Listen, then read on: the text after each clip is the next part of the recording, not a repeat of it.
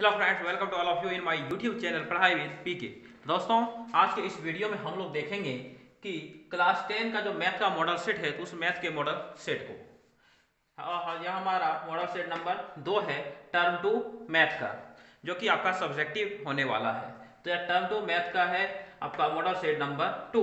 और आपको पता है कि इस एग्जाम में आपको जो टाइम दिए जाएंगे वो 1.5 आवर यानी कि 1.5 घंटा आपको यहाँ पे समय दिया जाएगा। ठीक है, तो देखिए इसमें जो टोटल नंबर ऑफ क्वेश्चंस होंगे वह 19 क्वेश्चन होंगे, 19 क्वेश्चन टोटल होंगे।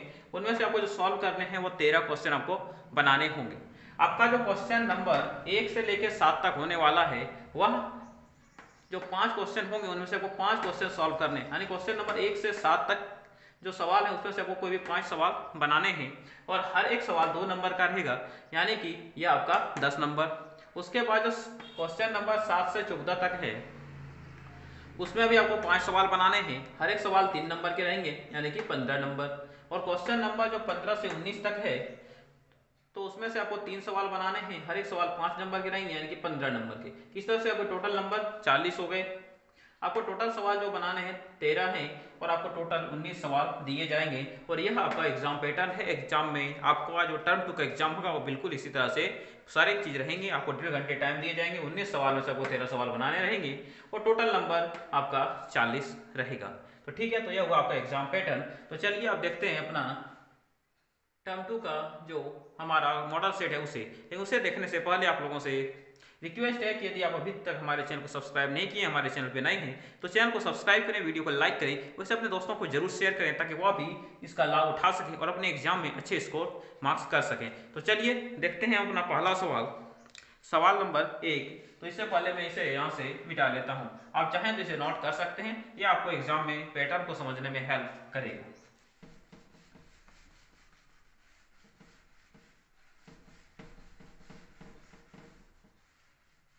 तो देखिए हमारा जो सवाल नंबर 1 है वह यह है, ये आपके बोर्ड पे ऊपर में स्क्रीन पे दिख रहा है कि बिंदुओं ए बी तथा -a -b के बीच की दूरी ज्ञात कीजिए।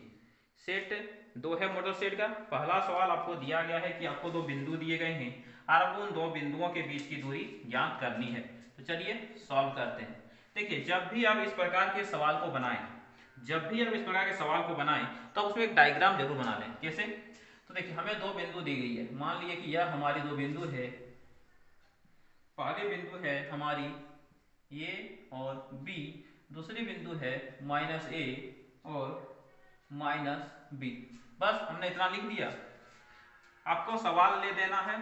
सवाल नंबर लिखने के बाद जैसे आपको जगह दिए रहेंगे और जगह नहीं दिए रहेंगे तो आपको सवाल नंबर लिखने का उत्तर देना है। आपको यह डायग्राम ड्रॉ कर लेने हैं। ठीक है, उसके बाद हमें क्या बोला है, दूरी निकालने के लिए। तो चलिए हम दूरी यहाँ पे निकालते हैं। तो हम लिखेंगे दूरी, और दूरी का फॉर्मूला आप सभी जानते हैं क्या होता है, √अंडर x2 माइनस x1 का square plus y2 minus y1 का स्क्वायर। यह हमारा दूरी का होता है √अंडर x2 माइनस x1 का square plus y2 minus y1 का स्क्वायर। जो बिंदु लास्ट में रहता है यह हमारा 2 में आता है, जो पहले रहता है यह हमारा 1 में आता है, यानी कि x2 y2 x1 y1 हुआ। ठीक है, आपको यहाँ पे 2 और 1 तो नहीं लिखने हैं। ठीक है, तो मैं 2 1 को हटा देता हूँ, लेकिन आप देखिएगा जो बिंदु आपका लास्ट में रहे वो आपका 2 में होगा और जो पहले रहे वो आपका 1 में होगा। तो √अंडर देखिए क्या है, पहले x2 माइनस ए भी देंगे, माइनस x1 कितना है तो a का स्क्वायर प्लस y2 कितने हैं तो y2 हमारे -b है, माइनस y1 कितने हैं तो यह b है का स्क्वायर। ठीक है, चलिए इसके आगे सॉल्व करते हैं। देखिए माइनस ये दोनों माइनस में जुट जाएगा, यानी कि यह हो जाएंगे हमारे -2a का स्क्वायर प्लस -2b का स्क्वायर। और एग्जाम में ध्यान रखेंगे वो सारी चीज साफ साफ लिखने हैं, आपको कहीं पे काट कुट गलत ज्यादा ओवर राइटिंग नहीं करना है, उससे भी एग्जाम में नंबर कटते हैं। ठीक है, अब देखिए यहाँ पे माइनस का स्क्वायर यानी कि माइनस गुने माइनस क्या हो जाते हैं, प्लस हो जाते हैं। तो यह हो गया 2 का स्क्वायर 4, और प्लस को लिखें या नहीं लिखें कोई बात नहीं है। तो 4 ये स्क्वायर, यहाँ भी प्लस है, ये भी प्लस हो गया, तो 4b स्क्वायर। अब यहाँ पे देख सकते हैं कि 4 हमारे पास यहाँ भी है, 4 हमारे पास यहाँ भी है। तो चलिए 4 को कॉमन कर लिया जाए तो a square plus b square. क्या हो गया 4a² प्लस b²। ठीक है, तो चलिए उसके बाद हम यहाँ सॉल्व करते हैं। एग्जाम में आपको इसके नीचे जगह दिया रहेगा, आपको उसके नीचे सॉल्व करना है, जगह नहीं है तो इस तरह के लाइन देके उसके आगे आप सॉल्व करेंगे। अब एक चीज बताइए, 4 है, 4 का रूट क्या होता है 2 होता है, यानी कि 2 को हम यहाँ बाहर कर सकते हैं। अंदर में क्या बच गया a² प्लस b², तो अंदर में हमारा हो गया a² प्लस b²। तो यह हो गई दूरी। लेकिन आप सभी ये जानते हैं कि दूरी किलोमीटर, मीटर, सेंटीमीटर, डेसीमीटर किसी में होता है, लेकिन यहाँ पे हमें कोई चीज नहीं दिया गया है, इसलिए इतना मात्रक आप लिख सकते हैं, इतना मात्रक। तो इसके बीच की दूरी क्या हो गई 2√a² प्लस b² मात्रक। यह हो गया आपका आंसर। एग्जाम में आपको इसी तरह से साफ साफ बनाने हैं, तब आपको इसके 2 नंबर के पूरे 2 नंबर एग्जाम में मिलेंगे। तो चलिए ये सवाल आपको समझ में आया होगा। बढ़ते हैं हम अपने अगले सवाल, सवाल नंबर 2 को। तब तक हम इसे साफ करते हैं। आप देखिए आपके बोर्ड पे सवाल नंबर 2 आपको शो हो रहा है। क्या है सवाल नंबर 2? तो पढ़िए, सवाल नंबर 2 आपका है कि यदि 15 cot a बराबर 8 तो cos a का मान क्या होगा। क्या दिया है? तो दिया है यदि सवाल नंबर 2 में यदि 15 cot a बराबर 8 तो आपको cos a का मान क्या करना है, निकालना है। क्या करना है? cos a का मान निकालना है। अच्छा बताइए cos का क्या होता है? तो cos का आप सभी जानते हैं b/h होता है, आधार बटे कर्ण होता है, यानी कि हमें आधार और कर्ण चाहिए। ठीक है, तो चलिए पहले इसे सॉल्व करते हैं। तो देखिए इसे सॉल्व किस प्रकार से करेंगे। देखिए 15 इधर गुने में उधर जाएंगे तो बटा बटा में हो जाएगा। तो यहाँ पे हमारे पास cot a दिया हुआ है, ये 8/15 आपके हो गए। cot a दिया हुआ है 8/15 आपके हो गए। और आप जानते हैं कि cot का फॉर्मूला क्या होता है, तो b/p या होता है हमारा cot का फॉर्मूला। cot का फॉर्मूला क्या होता है b/p। तो इस तरह से यहाँ जो हम लिखेंगे, इसलिए जो हमारा b होगा वह 8 होगा। लेकिन ध्यान रखें कि आपको 8 नहीं लिखना है, आपको केवल 8 नहीं लिखना है, क्योंकि सपोज कीजिए यदि हमारे पास 16/30 भी रहे तो मैं इसे काटूंगा कितना हो जाएगा, तो बोलेगा सर 8/15 हो जाएंगे। यानी कि यहाँ पे 8/15 है, इसका मतलब नहीं हमें पता है कि कितना है। यहाँ 16/30 रह सकता है, 24/45 रह सकता है, कुछ भी रह सकता था। इसे सॉल्व करके 8/15 दिया गया है, इसलिए हम यहाँ 8 नहीं लिखेंगे, 8 के साथ इसको गुना करेंगे तो 8 के इसे हम लिखते हैं। ठीक है, और p बराबर क्या हो गया, तो p बराबर हो जाएंगे हमारे पास 15 के। तो यहाँ पे हमें b दे दिए गए हैं, p दे दिए गए हैं, तो हमें चाहिए क्या h हमें यहाँ नहीं दिए गए हैं। तो चलिए h निकालते हैं। तो h बराबर आप सभी जानते हैं क्या होता है, √p² प्लस b²। h बराबर क्या होते हैं, √p² प्लस b²। तो p का मान कितना है 8 है, 8k, तो 8k का square plus b² sorry p का मान क्या था 15 था, तो कोई 8 नहीं, यहाँ पे 15 लिखने हैं। आपको एग्जाम में इसको ध्यान में रखना है, p के जगह p को लिखना है, b के जगह पे b को लिखना है। तो b कितना है 8k, तो 8k का हो जाएगा आपका स्क्वायर। फिर आप इसे जो सॉल्व करेंगे तो 15 का स्क्वायर कितना होता है, तो 225 होता है, k का स्क्वायर k², 8 का स्क्वायर 64, k का स्क्वायर k स्क्वायर हो गया। ठीक है, अब क्या करने हैं, तो अब इसे ऐड करना है हमें। चलिए इसे ऐड करते हैं। तो जब आप 225 को 64 से ऐड कीजिएगा तो 5 4 9 हो जाते हैं, 6 और 2 8 और 2 289 के स्क्वायर। और आप सभी जानते हैं 289 किसका रूट होता है, 17 का होता है, और के स्क्वायर का रूट कितना आ गया के। यानी कि यहाँ पे जो हमारा h है, h का मान आ गया 17 के। h का मान क्या आ गया, तो देख सकते हैं कि h का मान 17 के आ गया। इसीलिए हमें क्या निकालना था, हमें निकालना था cos a। तो cos a का मान जो कि b/h होता है, तो हमने यहाँ पे देखा कि हमें b दिया गया है, कितना है 8k है, और h हमारा कितना आया 17 के आया। तो देखिए k से k कैंसल आउट हो गए, तो यहाँ पे जो आपका cos a का मान है वो 8/17 आया। क्या आ गया, cos A का मान 8/17 यहाँ पे आ गए। आपको एग्जाम में इसी तरह से इसे सॉल्व करना है, आपको पूरे के पूरे नंबर मिलेंगे। और हाँ, एग्जाम में ध्यान रखिएगा कि एग्जाम में जो मैंने यहाँ पे आपको समझाने के लिए लिखा है आप इसे नहीं लिखिएगा, आपको बस इसी प्रकार से इसे सॉल्व करने हैं। तो यह हुआ हमारा 2 नंबर यहाँ पे समाप्त। 3 नंबर देखिए आपके बोर्ड की स्क्रीन पे दिख रहा है, सवाल को पढ़िए समझिए, इसके बाद मैं सवाल नंबर 3 को बताता हूँ।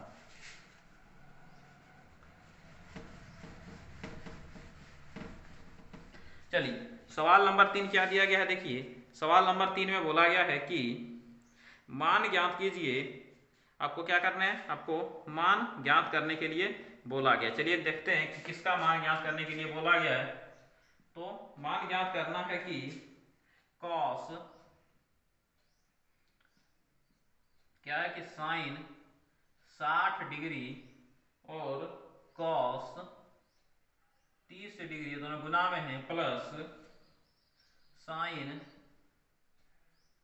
30 डिग्री इंटू कॉस 60 डिग्री। आपको बोला गया कि आपको इसका मान क्या करना है, ज्ञात करना है कि sine 60 degree into cos 30 degree plus sine 30 degree into cos 60 degree का मान यहाँ पे क्या होगा। तो चलिए देखिए, यहाँ पे साइन है, कॉस है, साइन है, कॉस है। इसके लिए हमें क्या करना है, तो इसके लिए या तो हम इसको साइन में बदलें और इसको कॉस में बदलें, यानी कि जो थीटा की जगह पे जो है हमें बराबर करने हैं, या तो इसे 60 कर दें या 30 कर दें। तो चलिए मैं इसे 60 करता हूँ, तो 60 तो देख सकते हैं कि यहाँ पे साइन तो 60 में दिया गया, कॉस को 60 में करना है। तो यहाँ पे जो दिया है उसे लिख लेते हैं क्या कि साइन 60 डिग्री, और यदि कॉस को साइन में बदलें तो चलिए इसे क्या हम इस तरह से लिख सकते हैं कि कॉस 90 माइनस 60 डिग्री लिखा जा सकता है। बोलेगा हाँ सर लिख सकते हैं। यहाँ पे हम cos 30 डिग्री को लिख सकते हैं cos 90 माइनस 60, 90 माइनस 60 हटाकर 30 ही आएगा, कोई प्रॉब्लम नहीं। अब देखिए यहाँ पे cos दिया गया, नहीं साइन को चेंज करना है, तो इसे क्या हम लिख सकते हैं साइन 90 माइनस 60 डिग्री और cos 60 डिग्री यहाँ पहले से है, ऐसा लिख सकते हैं। बोलेगा हाँ सर ऐसा लिख सकते हैं। चलिए उसके आगे बढ़ते हैं। तो साइन 60 डिग्री बताइए, cos 90 माइनस थीटा क्या होता है, साइन थीटा। तो साइन और थीटा के जगह पे कितना है, तो 60 डिग्री, कितना हो गया sine 60 degree, plus sine 90 minus theta क्या हो जाता है, cos थीटा। तो cos थीटा के जगह पे 60 डिग्री हो गया, cos 60 degree into cos 60 degree. देखिए साइन 60 साइन 60 दो बार गुना है, तो ये क्या हो जाएगा, ये हो जाएगा हमारा साइन स्क्वायर 60 डिग्री, और यहाँ पे cos गुने cos है, इसलिए यह हो गया cos स्क्वायर 60 डिग्री। ठीक है, अब देखिए sign square theta plus cos square theta, इसका मान क्या होता है, इसका मान होता है 1। यह हो गया हमारा आंसर। आप इसके लिए अब रीजन क्या दीजिए, इसलिए आपको मिडिल ब्रैकेट देना है, यहाँ पे चूंकि देना है और लिखना है कि sine square theta plus cos square theta equal to 1। और ये बहुत इंपॉर्टेंट है, आपको यह रीजन जरूर देना है, आपको यह फॉर्मूला यहाँ पे जरूर लिखना है, क्योंकि यदि आप फॉर्मूला नहीं लिखते तो चांस है कि एग्जामिनर आपका मार्क्स कट कर सकता है। तो आपको इस तरह से इसे बनाने हैं। यहाँ पे साइन 60 है, वहां पे आपको 45 कुछ भी चेंज करके आपको डेटा दिया जा सकता है। ठीक है, तो आई थिंक आप इसे समझ गए होंगे, इसे नोट भी कर लिए होंगे, और एग्जाम में आप इस प्रकार के दूसरे सवाल को भी बना सकते हैं। तो चलिए बढ़ते हैं अपने अगले सवाल, जो कि है हमारा सवाल नंबर 4। देखिए आपके स्क्रीन पे ऊपर में दिख रहा है सवाल नंबर 4। तो अगला सवाल है हमारा सवाल नंबर 4। देखिए सवाल नंबर 4 क्या बोल रहा है। तो सवाल नंबर 4 बोल रहा है कि sine 67 degree plus cos 75 degree को 0 से 45 वाले त्रिकोणमितीय अनुपात के पदों में व्यक्त कीजिए।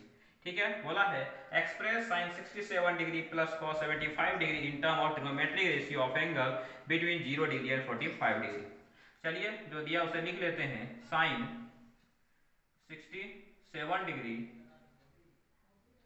प्लस cos 75 डिग्री, इसे क्या बोला है, 0 से 45 के बीच में आपको इसे बदलना है।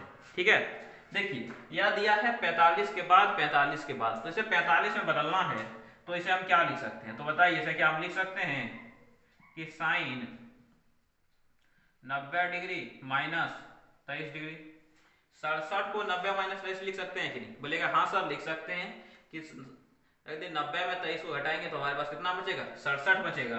और cos 75 को क्या लिख सकते हैं? इसे लिख सकते हैं क्या? cos 90 degree minus 15 degree. बोलेगा हाँ सर लिख सकते हैं। 90 में 15 को माइनस किया तो 75, 90 में 23 किया तो 67। इसी तरह जब भी आपको सवाल में दिया जा रहा है कि आपको 0 से 45 के अंदर लिखना है और यह जो टर्म यदि 45 से अधिक हो तब 90 में देखिए कितना घटाने पे ये वाला आता है, यहाँ पे भी 90 में कितना घटाने पे आता है। अब यहाँ पे देख सकते हैं कि यहाँ पे हमें एक फॉर्मूला आ चुका है साइन 90 डिग्री माइनस थीटा। तो बताइए यहाँ पे थीटा आपको जरूर देने हैं। तो साइन 90 माइनस थीटा क्या होता है? Cos theta. थीटा के जगह पे है 23 डिग्री, कॉस 23 डिग्री हो गई, प्लस कॉस 90 माइनस थीटा होता है हमारा साइन थीटा यानी कि साइन 15 डिग्री। तो यह हो गया यहाँ पे आपका इसका आंसर। वहां इतना छोटा सा सवाल था, 3 स्टेप का, इस 3 स्टेप में आपके यहाँ पे आंसर इसके आ गए। ठीक है, और आप यहाँ पे रीजन दे सकते हैं। क्या दीजिएगा?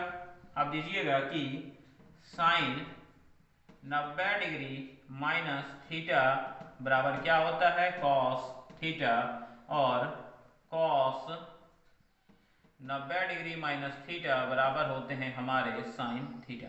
आप यार इसमें दे भी सकते हैं, नहीं भी दे सकते हैं, इसमें इतना कोई जरूरी नहीं है, लेकिन आपके पास ये समय है तो आप इसे जरूर दें। ठीक है, तो चलिए सवाल नंबर 4 भी हमारा कंप्लीट होता है और इस प्रकार के सवाल आई थिंक अब आप बना सकते हैं। तो चलिए अब हम बढ़ते हैं अपने अगले सवाल यानी कि सवाल नंबर 5 पे। अच्छा, सवाल नंबर 5 क्या बोल रहा है, इसे हम किस प्रकार से सॉल्व कर सकते हैं। तो यहाँ पे है आपका सवाल नंबर 5। सवाल नंबर 5 क्या है? तो सवाल नंबर 5 आपका एक शंकु से संबंधित सवाल है। देखिए आपके स्क्रीन पे ऊपर में दिख रहा है कि एक शंकु की तिर्यक ऊंचाई 16 सेंटीमीटर है। तो जो जो दिया रहता है उससे पहले हम लिख लेते हैं। हमें दिया गया है तिर्यक ऊंचाई। क्या दिया गया? तिर्यक ऊंचाई। से क्या लिखते हैं? इसे L लिखते हैं। तो तिर्यक ऊंचाई बोला गया है कि हमारा है 16 सेंटीमीटर, तो हमने लिख लिया। फिर अगला दिया है कि आधार की त्रिज्या है। क्या दिया गया? कि त्रिज्या हमें दी गई है कि त्रिज्या जैसे कि r बोलते हैं, कितना दिया गया है? तो त्रिज्या हमारे पास 14 सेंटीमीटर है। तो बोला है शंकु का वक्र पृष्ठीय क्षेत्रफल ज्ञात करने हैं। वक्र पृष्ठीय क्षेत्रफल हमें ज्ञात करने के लिए बोला गया है, यह हमारा सवाल है। ठीक है, तो इस सवाल को बनाने से पहले आपको पता होना चाहिए कि शंकु का वक्र पृष्ठीय क्षेत्रफल क्या होता है। शंकु का वक्र पृष्ठीय क्षेत्रफल क्या होता है यह आपको यहाँ पे पता होने चाहिए। तो इसका क्या होता है? इसका वक्र पृष्ठीय क्षेत्रफल होता है पाई आर एल। शंकु का वक्र पृष्ठीय क्षेत्रफल क्या होता है? तो शंकु का वक्र पृष्ठीय क्षेत्रफल होता है आपका पाई आर और एल। ठीक है, तो चलिए तो लिखेंगे वक्र पृष्ठीय क्षेत्रफल बराबर पाई आर एल। वक्र पृष्ठीय क्षेत्रफल बराबर पाई आर एल। चलिए पाई का मान कितना होता है? तो पाई का मान होता है 22/7। कब? जब एग्जाम में आपको नहीं दिए गए हैं कि पाई का मान 3.14 लेना है। तो देख सकते हैं सवाल में यहाँ पे हमें नहीं दिया गया है कि पाई का मान 3.14 लीजिए, इसलिए पाई का मान हमने ले लिया 22/7। आर का मान देख सकते हैं 14 दिया है, त्रिज्या यानी कि रेडियस हमारी 14 दी गई है, और एल यानी कि तिर्यक ऊंचाई 16 दी गई है। तो आप इसे सॉल्व कर दीजिए, आपका आंसर आ जाएगा। तो इसे सॉल्व करेंगे, 7 से काटेंगे तो 7 दूनी 14, कितने आ गए? तो 22 गुने 2 गुने 16। ठीक है, तो चलिए इसे गुना कीजिए। तो 16 दूनी 32, और इससे भी हम 2 निकाल लें तो 32 दूनी कितने हो जाएंगे? 64। यहाँ पे बच गया 11, तो 11 गुने 64। ठीक है, गुना आप समझ गए। 22 यदि हम 2 को ले लें तो 2 दूनी 4, 16 चुके 64। अब 11 से आपको पता है किस तरह से गुना किया जाता है। आप अंतिम को लिखिए 4, इन दोनों को जोड़ दीजिए, 6 4 10 के 0, हाथ में बचा 1।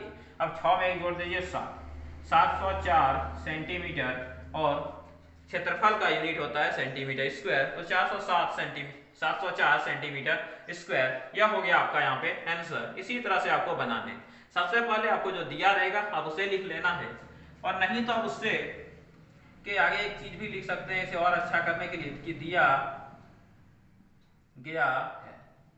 आप यह लिख लीजिएगा तो आपका आंसर और भी अच्छा दिखेगा कि दिया गया है तिर्यक ऊंचाई यानी कि एल 16 सेंटीमीटर, त्रिज्या यानी कि आर 14 सेंटीमीटर, इसीलिए वक्र पृष्ठीय क्षेत्रफल यानी पाई आर एल बराबर हो जाएगा 22/7 गुने 14 गुने 16, और आपका आंसर आ गया 704 सेंटीमीटर स्क्वायर।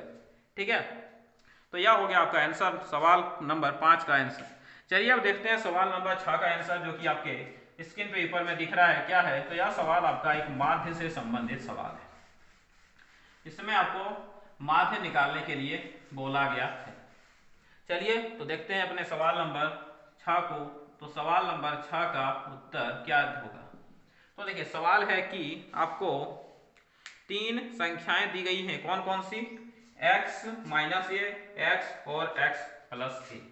आपको जो संख्याएं दी गई हैं वह यह है कि x माइनस ए, x और x प्लस ए।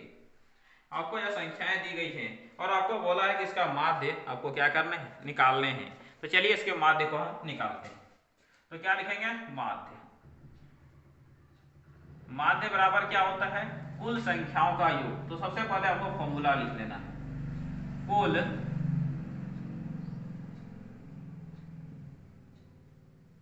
संख्याओं का योग। और आपको एक अच्छे कोशिश करना कि अच्छे हैंडराइटिंग में लिखें। अब हड़बड़ाइएगा नहीं, एग्जाम में आपको सफिशिएंट टाइम मिलता है, 1.5 घंटा सफिशिएंट टाइम है, ठीक है, बटा कुल संख्या। तो कुल संख्याओं का योग बटा कुल संख्या, ठीक है। तो चलिए उसे बनाते हैं। संख्या क्या है? x माइनस ए प्लस x, योग कर रहे हैं, प्लस x प्लस ए। और कितनी संख्या है? तो 1, 2 और 1, 3 संख्या है, तो बटा 3। अब ऐसे जो जोड़िएगा, देखिए माइनस ए प्लस ए क्या हो जाएंगे? 0। तो 1x, 2x और x 3x, 3x प्लस क्या बच गया? 0 बटा 3, यानी कि ये हो गया 3x बटा 3। यानी कि यहाँ पे हमारा जो है माध्य है वह 3 से 3 कट गया, वो x आ गया। तो हम लिखेंगे, इसीलिए आपको या इसके नीचे लिखना है, इसीलिए माध्य बराबर x। इसीलिए माध्य बराबर x। आपको इस सवाल को इस तरह से बनाना है, इस फॉर्मेट में आपको इस सवाल को बनाना है। यह सवाल भी आपका 2 नंबर का सवाल है। अब चलिए 2 नंबर का एक अंतिम सवाल देखते हैं, जो कि सवाल नंबर हमारा 7 है। तो चलिए सवाल नंबर 7 है, कैसे देखते हैं। तो आप इसे नोट कर लीजिए और आप इसे समझ गए होंगे कि इसे किस प्रकार से बनाना है। आपको जितनी भी संख्याएं दी रही है उसे जोड़ दीजिए। और देखिए हम किसी में कोमा, इसलिए हमारी एक संख्या भी, ऐसा नहीं कीजिएगा कि x को 1, a को 1, 2, 3, 4, 5, आपको ऐसा नहीं गिनना। जिसके बीच में साइन है उसे एक ही गिनना। तो ये 1 हो गया, 2 हो गया और 1 3 हो गया, ठीक है। तो चलिए अगला सवाल देखा जाए, जो कि होने वाला है हमारा सवाल नंबर 7। चलिए देखते हैं सवाल नंबर 7 में क्या बोला गया है। सवाल नंबर 7, तो सवाल नंबर 7 जो है आपका एक प्रायिकता का सवाल है, यानी कि जो आपके 10 के मैथ में 15 पॉइंट में जो दिए गए हैं प्रायिकता। और प्रायिकता तो आप सभी को बनाने में ऐसे भी इंटरेस्टिंग लगता होगा। सबसे इजी चैप्टर जो है वह प्रायिकता ही है। दिया है 20 बल्बों के एक समूह में 4 बल्ब खराब है। इस समूह में से एक बल्ब अदृश्य निकाला जाता है, इसकी क्या प्रायिकता होगी? चलिए तो सबसे पहले कितना बल्ब दिया है? 20 बल्ब दिया है। तो इसमें सबसे पहले हम क्या निकालते हैं? कुल परिणाम। सबसे पहले हम निकालते हैं यहाँ पे कुल परिणाम। लेकिन ये सब क्या किया गया है? दिया गया है, तो आप लिख लीजिए दिया गया है, ठीक है। कुल परिणाम, तो कुल परिणाम यहाँ पे हमें कितना दी गई है? तो कुल परिणाम कितने बल्ब है? तो 20 बल्ब है। कुल परिणाम कितने बल्ब है? 20 बल्ब है। आपको यह पता है कि अनुकूल परिणाम सवाल पे चेंज होता है, ठीक है। तो चलिए पहले सवाल नंबर 1 बनाते हैं। तो सवाल नंबर 1 में जो हमारा अनुकूल परिणाम होगा वह क्या होगा? चलिए देखते हैं। तो अनुकूल परिणाम, देखिए 1 नंबर में आपको क्या निकालने के लिए बोला गया है? तो 1 नंबर में आपको निकालने के लिए बोला गया है खराब। तो किसका अनुकूल परिणाम? खराब होने की, खराब होने का अनुकूल परिणाम। तो देखिए कितने बल्ब खराब है? तो दिया कि 4 बल्ब खराब है। तो अनुकूल परिणाम कितने हो गए आपके? 4। अनुकूल परिणाम कितना हो गया? 4। हमें क्या निकालने हैं? तो हमें प्रायिकता बोला है निकालने के लिए। इसे आप प्रायिकता नहीं निकाल के यहाँ पे शॉर्टकट में पी भी लिख सकते हैं, ठीक है। प्रायिकता निकालिए, लिखिए बेटर होगा। अब प्रायिकता किसके निकालने हैं? तो खराब होने की, इसी की बोली गई है प्रायिकता निकालने के लिए, खराब होने की। तो प्रायिकता का जो फॉर्मूला होता है वो क्या होता है? वह होता है हमारा कुल परिणाम बटा अनुकूल परिणाम। क्या होता है? यह होता है हमारा कुल परिणाम बटा अनुकूल परिणाम, ठीक है। कुल परिणाम बटा अनुकूल परिणाम। और सॉरी मिस्टेक हो गया, कुल परिणाम बटा अनुकूल परिणाम नहीं, अनुकूल परिणाम बटा कुल परिणाम होता है, ठीक है। अनुकूल परिणाम बटे कुल परिणाम, बड़ा हमेशा नीचे रहता है। तो देखिए अनुकूल परिणाम कितने हैं, तो अनुकूल परिणाम हमारे पास 4 हैं और कुल परिणाम हमारे पास 20 हैं। इसे काटेंगे तो 5 चौके 20, क्या आ गई, तो 1/5 आ गई हमारी प्रायिकता। इसीलिए शॉर्टकट ले लेते हैं, पी खराब होने की,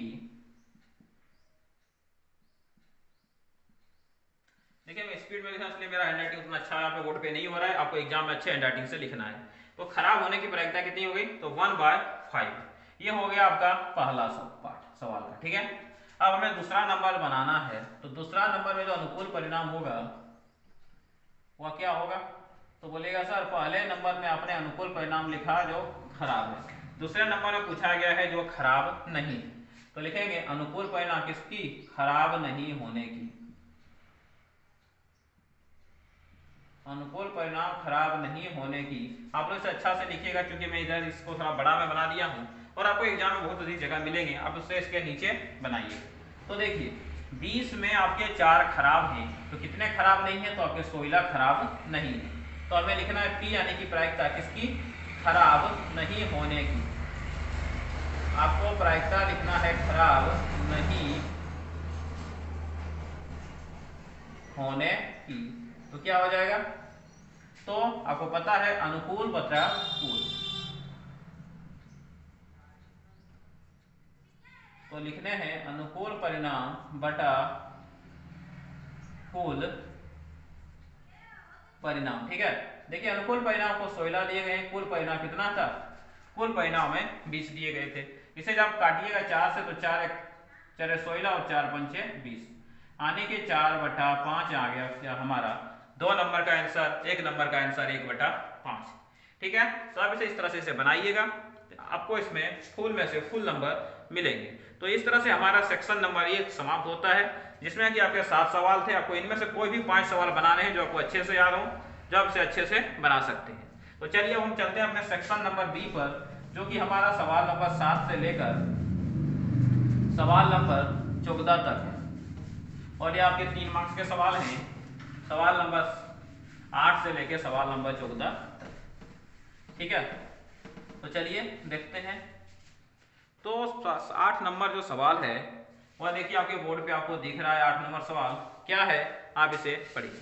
तो सवाल नंबर 8 है कि उस बिंदु के निर्देशांक ज्ञात कीजिए जो बिंदु 4 3 और 8 5 को जोड़ने वाले रेखाखंड को आंतरिक रूप से 3 1 के अनुपात में विभाजित करता है, ठीक है। तो क्या बोला गया कि उस बिंदु के निर्देशांक ज्ञात कीजिए जो बिंदु 4 3 8 5 को जोड़ने वाले रेखाखंड को 3 1 के अनुपात में विभाजित करता है। तो देखिए सबसे पहले तो हमने मान लिया कि यहाँ पे ये हमारा क्या एक रेखाखंड है, जिसका जो पहला बिंदु है वह दिया है 4 - 3, और जो अंतिम बिंदु दिया है वह दिया है 8 और 5, और बोला है कि इसमें कहीं पर भी एक बिंदु है, मान लिया कि यहाँ पे हमारे पास एक बिंदु है जो इसको 3:1 में क्या करती है, डिवाइड करती है। आपको इस तरह से यहाँ पे डायग्राम बना देने हैं, ठीक है, कि हमें एक रेखाखंड दिया गया है 4 - 3 8 5 का, जो कि एक बिंदु है यहाँ पे जो 3 1 को इसमें डिवाइड करता है, और इस बिंदु को हमने मान लिया कि यह बिंदु हमारे पास है x और y। यह बिंदु हमारे पास है x और y, यह बिंदु है, ठीक है। चलिए अब हमें इसे सॉल्व करना है, तो चलिए यहाँ पे जो जो है उससे पहले मैं लिख लेता हूँ। तो यहाँ पे बताइए x1 क्या होंगे, तो बोलेगा सर x1 हो जाएंगे यहाँ पे हमारे पास 4, और x2 क्या हो जाएंगे, तो x2 हो जाएंगे हमारे पास 8, वो बाद में है, ठीक है। अब बताइए y1 क्या हो जाएंगे, बोलेगा सर y1 हमारे पास -3 हो जाएंगे, और y2 हमारे पास 5 हो जाएंगे, ठीक है। उसके बाद है m क्या होता है, जो पहले पार्ट में जितना भाग में डिवाइड करता है, तो m 3 है और n हमारे पास 1 है, ठीक है। तो m 3 है, n हमारे पास 1 है। अब हमें इसे सॉल्व करना है। चलिए तो यह क्या किया गया, तो यह हमें दिया गया है, तो यहाँ पे इसे लिखना है कि यह आपको दिया गया है, ठीक है। उसके बाद चलिए अब हम निकालते हैं, तो लिखेंगे, इसलिए सबसे पहले चलिए x का निर्देशांक निकालते हैं। तो x यदि हम लें तो आपको पता है कि यदि हम उधर का m क्या कहते हैं x2 लेंगे तो इधर हम m लेंगे, ठीक है। तो क्या हो जाएगा, ये हो जाएगा हमारा mx2 plus n x1 by m plus n। यह फॉर्मूला होता है, आपको भी पता है, इसे विभाजन सूत्र बोला जाता है। mx2 plus n x1 by m plus n। कहीं कहीं पे आपको यहाँ पे m n नहीं देके m1 m2 भी दे सकता है, यहाँ पे m1 प्लस m2 भी दे सकता है, लेकिन 1 और 2 में कोई मिस्टेक होने की चांसेस रहते हैं, इसलिए हम m1 को m और m2 को n लिख रहे हैं, ठीक है। इसलिए इसमें कंफ्यूज नहीं होना है। तो देखिए हमें x का मान निकालना है। m का मान कितना दिया गया है, 3 दिया गया, 3। x2 कितने हैं, तो x2 8 है, प्लस n के मान है हमारे पास 1, और x1 कितने हैं, तो x1 4 है, बटा m प्लस n यानी कि 3 प्लस 1, 3 प्लस 1। अब इसे सॉल्व कीजिए तो 8 दिया 24 प्लस क्या हो जाएंगे, 4 एकम 4 बटा 3 और 1 4। इसे जब जोड़िएगा तो आपके कितने हो जाएंगे, तो ये आपके 24 और 4 28 बटा 4 यानी कि ये आ गया आपके आंसर 7। तो x का मान तो हमारा आ गया 7, x का मान आ गया हमारा 7। अब चलिए निकालते हैं किसका, तो y का मान। तो अब यहाँ से यहाँ तक x का मान निकालिएगा, उसके बाद आप क्या कीजिएगा, तो उसके बाद आप y के मान को आपको निकालने हैं। तो चलिए y को मान के अब हम निकालते हैं। तो y बराबर इसी तरह से क्या हो जाएगा, m y2 plus n y1 by m plus n। Formula आपका सेम रहेगा, जहां पे x2 था वहां पे y2 कर देना है, जहां पे x1 था वहां पे y1 कर देना है। तो चलिए वो m y2 से पहले m देखिए 3 दिया गया है, और y2 कितने हैं, तो y2 हमें 5 दिए गए हैं, y2 हमें कितने दिए गए हैं, 5 दिए गए हैं, बीच में होते हैं प्लस। n हमें 1 दिए गए हैं, और y1 हमें -3 दिए गए हैं, तो -3 बटा m प्लस n आने के 3 प्लस 1। अब देखिए 5 दिया, ये हो जाएंगे आपके 15, और माइनस प्लस माइनस 3 एकम 3 बटा नीचे 3 और 1 4। तो 15 में 3 चले गए 12 हो गए, तो 12 बटे 4 जब से सॉल्व कीजिए और कितने बार में जाएंगे, 3 बार में, यानी कि आपका y का मान हो गया 3। आपका y का मान क्या हो गया, आपका y का मान हो गया 3। अब हमें निर्देशांक पूछा गया था, तो यहाँ पे जो हमारा निर्देशांक आया तो क्या हो जाएगा, तो निर्देशांक लिखेंगे, उसके बाद इसके नीचे आपको लिखना है, इसलिए निर्देशांक क्या लिए थे हम, x और y लिए थे, यह हमारा क्या आ गया, तो x का मान यहाँ पे 7 आया, y का मान 3 आया, तो 7,3 यह हो गया आपके आंसर। आपको इसी प्रकार से इसे क्या करना है, तो आपको इसी प्रकार से इसे बनाने हैं। आपके एक नंबर भी एग्जाम में कट नहीं होंगे, आपके 3 में से पूरे 3 नंबर आपको मिलेंगे। तो आई थिंक आप इसे बनाने के लिए सीख गए होंगे, यदि पहले से यदि आपको कोई डाउट रहा होगा तो चलिए इसके बाद हम अपने अगले सवाल पे चलते हैं, यानी कि सवाल नंबर 9 पे, ठीक है। सवाल नंबर 9 आपका संरेखी से संबंधित सवाल है, जिसमें कि बोला गया है कि 3 बिंदु संरेखी हैं, तो आपको k के मान को निकालना है, ठीक है। तो चलिए देखते हैं कि संरेखी वाले सवाल को हम किस प्रकार से बना सकते हैं। जिस सवाल में हमें संरेखी दिए रहते हैं, उस सवाल को आखिर हम किस प्रकार से बना सकते हैं, ठीक है। तो सवाल में आपको दिया गया है कि k का मान ज्ञात कीजिए ताकि निम्न तीनों बिंदु संरेखी हों। तो 3 बिंदु दिए गए हैं 8 1 k -4 2 -5। तो सवाल नंबर 9 जो हमें बिंदु है वह दिया गया है 8 1 k -4 2 -5। तो 8 1 k -4 2 -5 ये 3 बिंदु हमें दिए गए हैं, और बताना है कि तीनों बिंदु संरेखी हैं, तो k का मान क्या होगा। देखिए इसे बनाने के 2 मेथड होते हैं। पहले तो हम इसके बीच की दूरी निकाल लें, इसके बीच की दूरी निकाल लें, इसके बीच की दूरी निकाल लें, और 2 को जोड़ के बता दें कि तीसरे के बराबर है। लेकिन यह मेथड थोड़ा सा टफ होता है, यह मेथड क्या होता है, टफ होता है, ठीक है। तो इसमें हम जो मेथड यूज करेंगे वो त्रिभुज के क्षेत्रफल का मेथड यूज करेंगे, जो कि आपको पता है फॉर्मूला होता है 1/2 बड़ी bracket x1 y2 - y3 plus x2 y3 minus y1 plus x3 y1 minus y2। ठीक है, तो चलिए उसी मेथड का यूज करेंगे। तो लिखेंगे चूंकि तीनों बिंदु संरेखी हैं। क्या लिखेंगे? चूंकि तीनों बिंदु क्या है? संरेखी है। क्योंकि तीनों बिंदु संरेखी हैं, इसीलिए त्रिभुज का जो क्षेत्रफल होगा,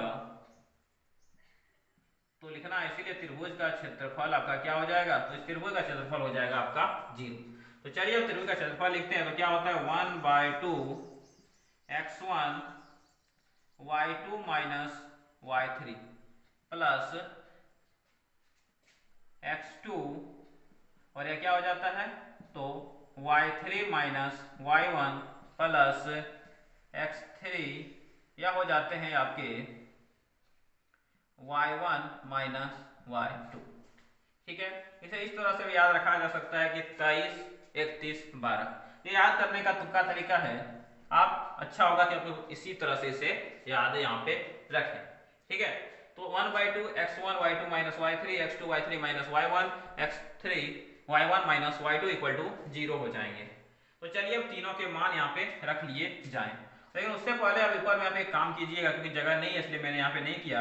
आपको लिख लेने हैं x1 का मान जैसे कि 8 है, और y1 का मान 1 है, x2 का मान k है, y1 का मान कितना दूसरे में है? तो -4 है, x3 का मान 2 है, और y3 का मान -5 है। यदि आप ऐसे लिख लेते हैं तो आपको यहाँ पे मान रखने में आपको दिक्कत नहीं होगी, आपसे आसानी से अच्छे से और सही से बना पाएंगे।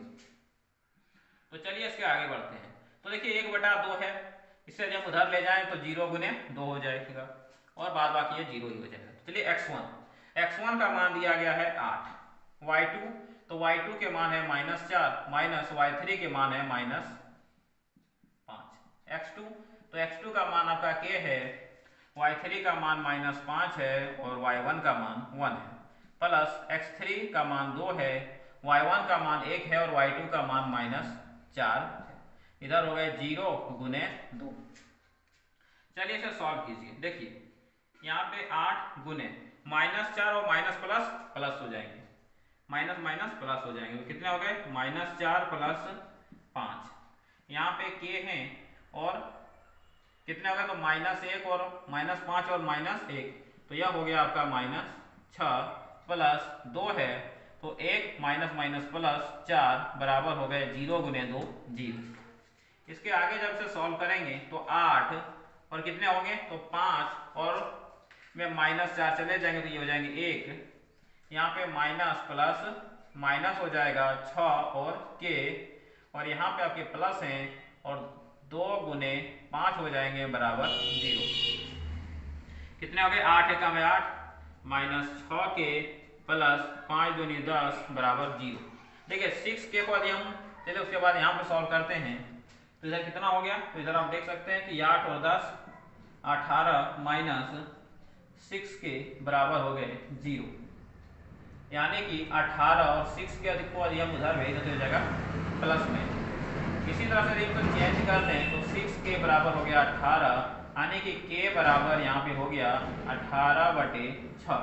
कितना बार में? 3 बार में, तो k का मान आ गया आपका 3। तो यह हो गया आपका यहाँ पे पूरा आंसर। ठीक है, आपने इसे पहले भी इस तरह से सवाल बनाए होंगे, और नहीं बनाए थे तो आप इस मेथड को अच्छा से सीख लें, और आप यह जो फॉर्मूला है इस फॉर्मूले को अच्छे से याद कर लें, क्योंकि मॉडल सेट में यदि ये सवाल दिए गए हैं तो ज़्यादा चांसेस है कि ये सवाल आपके एग्जाम्स में भी जरूर पूछे जाएंगे। तो ठीक है, यह था आपका सवाल नंबर 9। तो सवाल नंबर 9 का यह था आपका सॉल्यूशन, और यह 3 नंबर का सवाल था। यदि आप इतने सवाल को बनाते हैं तो आपको 3 नंबर मिलता है। ठीक है, तो क्या करने हैं? तो यार 9 नंबर सवाल था, उसके बाद आपको उत्तर लिखने हैं, उत्तर लिखने के बाद वो तीनों बिंदु देने हैं, उसके बाद ये को यह वाला लिखना है, उसके बाद देना चूंकि तीनों बिंदु संरेखी हैं इसलिए त्रिभुज का क्षेत्रफल बराबर 0 होगा, और आपको सबका मान रख के आपको अपना आंसर ले आना है। अब चलिए चलते हैं अपने अगले सवाल, यानी कि सवाल नंबर 10 पे। लेकिन उससे पहले मैं इसे साफ कर लूं।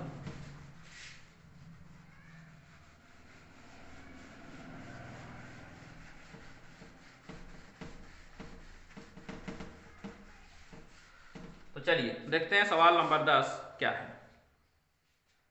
तो सवाल नंबर 10 में है कि एक ठेकेदार बच्चों के को खेलने के लिए 1.5 मीटर ऊंचा एक फिसलन पट्टी लगाता है जो भूमि के साथ 30 डिग्री के कोण पर झुका हुआ है, तो फिसलन पट्टी की लंबाई ज्ञात कीजिए। ठीक है, तो यह है आपका सवाल नंबर 10। तो सवाल नंबर 10 हमें इसका उत्तर लिखना है। तो सबसे पहले आपको जब भी इस प्रकार के सवाल पूछे जाएं, यह सवाल आपका 9.1 का सवाल है, हाइट एंड डिस्टेंस का। तो जब भी आपको इस प्रकार सवाल पूछे, सबसे पहले आपको उसका डायग्राम बनाना है। क्या से डायग्राम बनाएंगे? देखिए, हमें दिया गया है कि एक फिसलन पट्टी बनाया गया। तो देखिए, मैंने यहाँ पे एक फिसलन पट्टी जमीन पे बना दी। ठीक है, अब बोला गया है कि 1.5 मीटर ऊंचा, तो यह इसकी ऊंचाई है। यह ऊंचाई कितनी है? तो 1.5 मीटर। तो 1.5 मीटर ऊंचा फिसलन पट्टी बनाया है, जो देखिए जमीन के साथ आपका 30 डिग्री कोण पर झुका हुआ। जमीन के साथ यहाँ पे झुका हुआ है 30 डिग्री के कोण पर। ठीक है, चलिए, तो बोला कि फिसलन पट्टी की लंबाई ज्ञात करो। तो चलिए, इसकी लंबाई को मैंने मान लिया L है। ठीक है, तो हमें फिसलन पट्टी की लंबाई यानी कि L ज्ञात करनी है।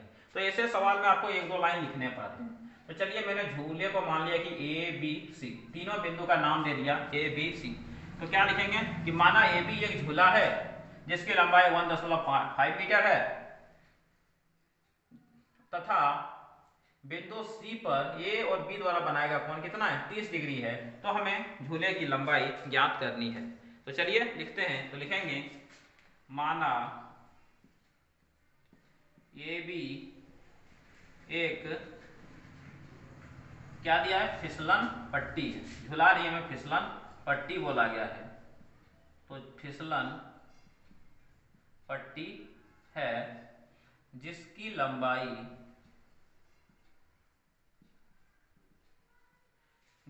कितनी है? तो जिसकी लंबाई दी गई है 1.5 मीटर है। जिसकी लंबाई 1.5 मीटर है, तथा जो कोण दिया गया उसे लिख लीजिए। कोण का क्या हो जाएगा? तो BCA या फिर ACB, जो भी लिखना है। चलिए लिख देते हैं, ACB ही दे देते हैं। ACB बराबर 30 डिग्री। तो हमें फिसलन पट्टी की लंबाई ज्ञात करनी है। तो हमें फिसलन पट्टी की लंबाई से मैंने क्या मान लिया? L मान लिया, ज्ञात करनी है। एग्जाम में आप ध्यान रखिएगा कि आपको यह जो 3 लाइन है, या 1 लाइन 2 लाइन 3 लाइन जो भी है, यह आपको जरूर लिखने हैं, क्योंकि आपको डायग्राम और इस पे ही आपको 1.5 यानी कि 1.5 नंबर आपको इसी पे है। डायग्राम और इसको अगर बना दीजिएगा तो 1 से 1.5 नंबर आपको इसी पे मिलते हैं। इसलिए आप डायग्राम बनाना ना भूलिएगा, और इस पे यह लाइन आप जरूर लिखिएगा। ठीक है, बहुत से टीचर लाइन नहीं लिखाते, लेकिन आप इसे जरूर लिखिएगा। ठीक है, तो यह हो गया। अब देखिए, उसके बाद हम कैसे बनाएंगे।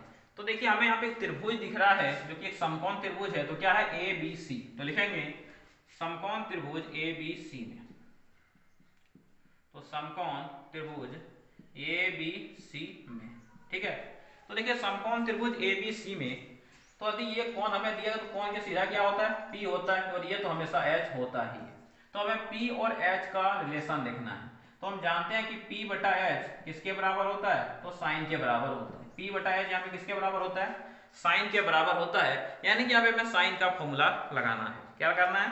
तो साइन का फॉर्मूला हमें यहाँ पे लगाना है, क्योंकि हमें P और H दिए गए। P दिया गया है, H निकालना है। तो लिखेंगे इतने में साइन कौन सा कोण है? C। साइन C बराबर क्या हो जाएंगे? AB बटा AC, क्योंकि P बटा H होते हैं, तो AB बटा AC।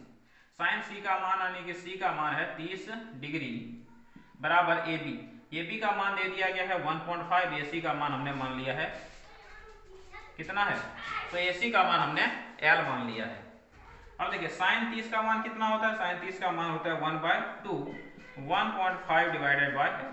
चलिए क्रॉस मल्टीप्लिकेशन करें तो L गुने 1 L रह जाएंगे, और 1.5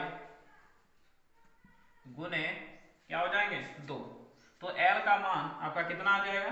तो L का मान आ जाएगा आपका 1.5 दूनी 3, तो 3 मीटर। L का मान कितना आ गया? 3 मीटर। उसके बाद लिखिएगा, इसलिए फिसलन पट्टी की लंबाई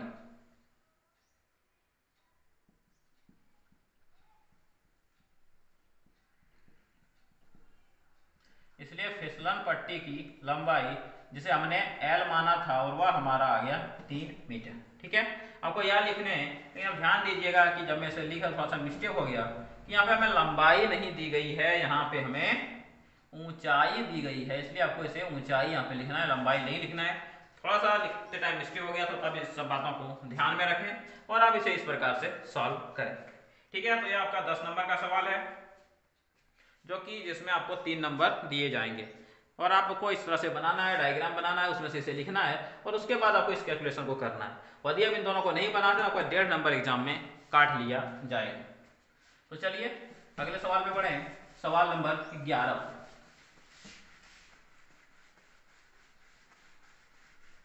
तो चलिए देखते हैं सवाल नंबर 11। सवाल नंबर 11 में क्या दिया गया है।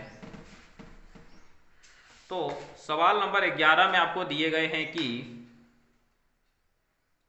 यदि साइन 3, आपको ऊपर में सवाल नंबर 11 दिख रहा है, दिया गया है यदि साइन 3a बराबर हो आपके कॉस a माइनस 26 डिग्री के, तो आपको बताने हैं कि a का मान क्या हो। तो यहाँ पे आपको बताना है कि यहाँ पे आपका a जो है उस a का मान यहाँ पे आपका क्या होगा। चलिए तो यह दिया गया, सब आगे बढ़ते हैं। देखिए यहाँ पे साइन है, यहाँ पे कॉस है, तो इसमें हम कुछ नहीं कर सकते, इसमें हमें दोनों को किस में बदलना पड़ेगा, या तो दोनों को साइन में बदलें या फिर दोनों को कॉस में बदलें। देखिए साइन बराबर साइन 3 ये दिया गया, तो यदि हम इसे कॉस में बदलते हैं तो इसे हम क्या लिख सकते हैं, कॉस में बदलेंगे तो 90 माइनस 3a। बोले सर आपने कैसे कर दिया, तो तुम लोगों ने फॉर्मूला पढ़ा होगा कि कॉस 90 माइनस थीटा बराबर क्या होता है, तो बराबर साइन थीटा होता है। ठीक है, कॉस 90 माइनस थीटा बराबर साइन थीटा होता है, तो क्या साइन थीटा के जगह पे कॉस 90 माइनस थीटा नहीं लिख सकते, बोलेगा हाँ सर लिख सकते हैं। तो यही देखो साइन थीटा के जगह पे मैंने कॉस 90 माइनस थीटा यहाँ पे लिखे लिया है, और इधर आपके क्या है कॉस a माइनस 26 डिग्री, 26 है 20 है, 26 है, तो कॉस a माइनस 26 डिग्री। देखो अब बहुत स्टूडेंट यहाँ पे क्या करता है कि यहाँ भी कॉस है यहाँ भी कॉस है, दोनों कॉस को काट दें, नहीं कॉस नहीं कटेगा, बस आपको कॉस को यहाँ पे हटा देने, कॉस को काटना नहीं है, नहीं तो आपका आंसर गलत हो जाएगा। तो यहाँ क्या हो गया 90 माइनस 3a और यहाँ पे आ गया a माइनस 26। देखिए इधर ये प्लस में है, इधर ये माइनस है, तो एक और उधर ले जाते हैं, तो इधर एक ये तो पहले से है, इधर माइनस में 3 ये था, हो गया प्लस में 3 है। इधर देखिए 90 आपके प्लस में, 26 माइनस में इधर आ जाएंगे तो प्लस में हो जाएंगे आपके 26। तो 90 और 26 कितने होते हैं 116, और ये हो गए आपके 4a। तो चलिए इसे इंटरचेंज कर दें, तो 4a बराबर हो जाएंगे 116, तो a का मान कितना आ जाएगा, तो a का मान आ जाएगा 116/4, a का मान आ जाएगा 116/4 कितने बार में, तो 4 दूनी 8, 11 में 8 गया 3 बचा 36, 9 चौके 36। तो यहाँ पे जो हमारा a है वो a का मान कितना आ गया, तो a का मान आ गया 29 डिग्री। हो गया, बस आपको इतना ही करना है और आपको एग्जाम में 3 नंबर यहाँ पे मिल जाएंगे। तो इस वर्ष क्वेश्चन का जो है वो सिंपल क्वेश्चन दे रहे हैं, उसमें अच्छे मार्क्स दे रहे हैं, इसलिए आप इन्हें ज़्यादा से ज़्यादा प्रैक्टिस कीजिए। इस तरह के सवाल यदि आपके बुक में ही भी हैं तो आप वहाँ से भी सवाल को प्रैक्टिस कीजिए, ऐसे आप इसे समझ के इसे भी 1-2 बार बना लीजिए तो आपका यह सही हो जाएगा। जैसे आपको 5 मॉडल सेट दिए गए तो मैं 5 को आपको यहाँ पे कराऊंगा, यह हमारा मॉडल सेट नंबर 2 है। और यदि अभी तक भी आपने हमारे चैनल को सब्सक्राइब नहीं किया है तो चैनल को जरूर सब्सक्राइब करें, अपने दोस्तों को जरूर शेयर करें और बेल आइकन को दबाना ना भूलें। तो चलिए बढ़ते हैं हम अपने सवाल अगले सवाल पे, जो कि हमारा है सवाल नंबर 12। हमारा अगला सवाल जो कि है हमारा सवाल नंबर 12। तो सवाल नंबर 12 में क्या दिया गया है चलिए देखते हैं। सवाल नंबर 12 में है कि 5 सेंटीमीटर, 6 सेंटीमीटर, 7 सेंटीमीटर भुजाओं वाले एक त्रिभुज की रचना कीजिए और फिर इसके समरूप एक अन्य त्रिभुज की रचना कीजिए जिसकी भुजाएं दिए हुए त्रिभुज की संगत भुजाओं का 7/5 गुना हो। देखिए यहाँ पे मैं बोर्ड पे बता रहा हूँ और बोर्ड पे मार्कर क्या कहते हैं कि डिवाइडर का यूज कर पाना संभव नहीं है, इसलिए मैं आपको इसको सेपरेट से कॉपी पे वीडियो बना के अपलोड करूंगा, जिसका लिंक मैं इस वीडियो के डिस्क्रिप्शन में दे दिया रहूँगा, आप वहाँ से इन दोनों सवाल को देख सकते हैं। तो आपका सवाल नंबर 12 और सवाल नंबर 13 दोनों 11 पॉइंट से संबंधित हैं, यानी कि रचना से संबंधित हैं, तो रचना का बोर्ड पे हो पाना संभव नहीं है। तो चलिए बढ़ते हैं अपने अगले सवाल को। सवाल नंबर 14 को। तो सवाल नंबर 14 भी जो है वह आपका एक प्रायिकता से संबंधित सवाल है, यानी पासा से संबंधित सवाल है। तो दिया गया कि एक पासा को एक बार फेंका जाता है तो निम्नलिखित को प्राप्त करने की प्रायिकता क्या होगी। ठीक है, तो चलिए इसके उत्तर को लिखते हैं। तो एक पासा कितना बार फेंका जाता है? एक बार। तो लिखेंगे एक पासे को एक बार फेंकने पर कुल परिणाम। एक पासे को एक बार फेंकने पर क्या लिखना है आपको? तो कुल परिणाम। तो एक पासे को एक बार हमने फेंका, क्या क्या आ सकता है? तो आप सभी जानते हैं कि इसमें हमारे एक आ सकते हैं, दो आ सकते हैं, तीन आ सकते हैं, चार आ सकते हैं, पांच आ सकते हैं, छह आ सकते हैं। इससे ज्यादा आपको कुछ आ सकता है क्या? नहीं। तो कितने चीज आ सकते हैं? एक, दो, तीन, चार, पांच, छह, यानी कि टोटल कुल परिणाम कितना हो गया? कुल परिणाम आपको छह यहाँ पे हो गया। आपको यह डेटा भी दे देना है कि क्या क्या संभावना है आने की। चलिए, तो यह हो गया हमारा सवाल। अब इसमें आपको तीन सवाल दिए गए हैं। तो पहला है 5 से बड़ी एक संख्या, दूसरा है एक सम संख्या और एक भाज्य संख्या। तो चलिए पहला सवाल लिखते हैं। तो लिखेंगे 5 से बड़ी एक संख्या। 5 से बड़ी एक संख्या। बताइए 5 से बड़ी एक संख्या में क्या आ सकती है? तो 5 से बड़ी एक संख्या क्या है? तो 6 है। तो 5 से बड़ी एक संख्या 6। तो देखिए अभी कितने आया? तो कितना आ गया अनुकूल परिणाम? तो अनुकूल परिणाम आ गया यहाँ पे हमारे पास 6। तो यह है आपका सवाल नंबर 14 का 1 नंबर सवाल। और आपको यहाँ पे पहले लिख लेने हैं कि अनुकूल परिणाम। क्या लिख लेना है? यहाँ पे आपको अनुकूल परिणाम लिख लेना है ब्रैकेट में 5 से बड़ी एक संख्या 6। तो कितना अनुकूल परिणाम आ गया? 1 आ गया। तो क्या लिखेंगे? प्रायिकता, यानी कि P लिख दीजिए शॉर्ट में। प्रायिकता किसकी? 5 से बड़ी एक संख्या प्राप्त करने की।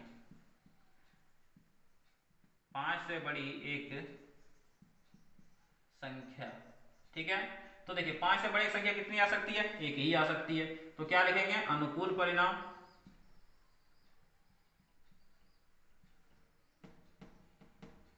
बटा कुल परिणाम। जब फॉर्मूला होता है, देखिए अनुकूल परिणाम कितने हैं? तो अनुकूल परिणाम आपका केवल एक ही आ सकता है 5 से बड़ी संख्या 6। और कुल है आपका 6। तो कितना हो गया? 1/6। तो 1 नंबर का आंसर हो गया आपका 1/6। आपको इस प्रकार से लिखने, प्रायिकता के सवाल में कुछ अधिक लिखना पड़ता है शब्द में। ठीक है, तो ये आपका 1 नंबर हो गया। दूसरा नंबर में क्या दिया? एक सम संख्या प्राप्त करने की। तो लिखेंगे अनुकूल परिणाम। क्या लिखेंगे? अनुकूल परिणाम क्या प्राप्त करने की? तो सम संख्या। तो किसकी? सम संख्या प्राप्त करने की।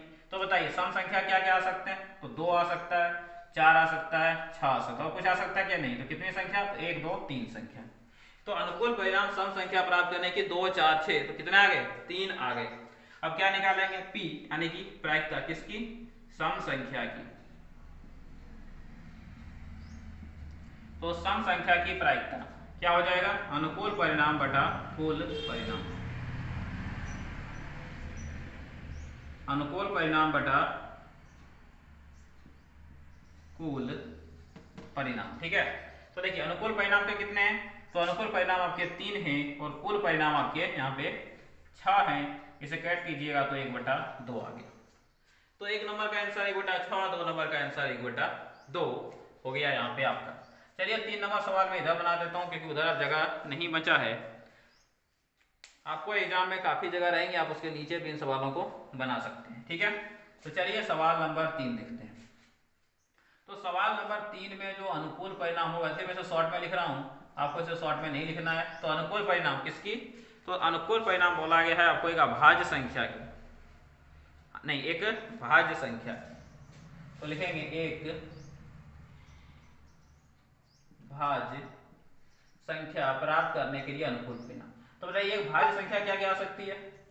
तो एक तो भाज्य नहीं है, 2 भी नहीं है, 3 है क्या? नहीं। क्या है? 4 है। और एक 6 भाज्य संख्या। तो कितनी हो गई? 2।